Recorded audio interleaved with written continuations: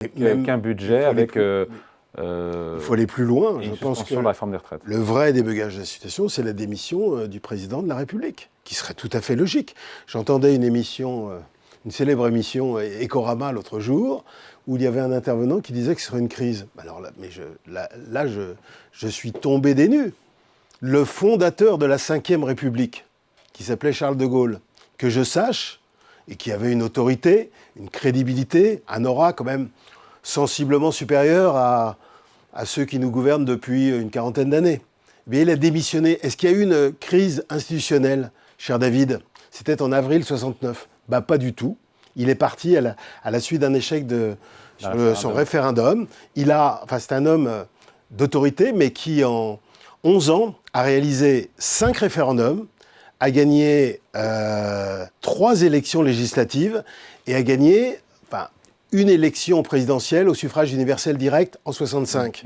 Il a eu recours au peuple, à l'opinion publique, aux électeurs, à de très nombreuses reprises, puisqu'il a dissous 2 fois, en 62, en 68, il s'est présenté en 65, et il a organisé un certain nombre de référendums sur la réforme des institutions, sur l'Algérie.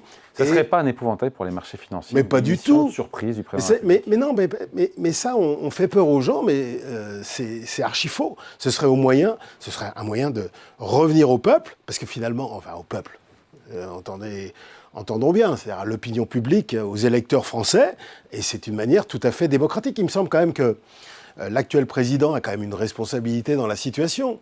Il a d'abord échoué à l'élection législative de 2022, puisqu'il n'a pas réussi à obtenir une majorité absolue.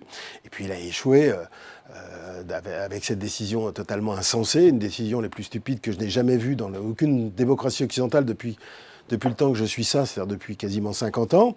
Il a échoué avec 3 gouvernements quand même, 3 gouvernements qui se sont succédés depuis, c'est-à-dire Barnier, Bayrou et Lecornu. C'est quand même hallucinant.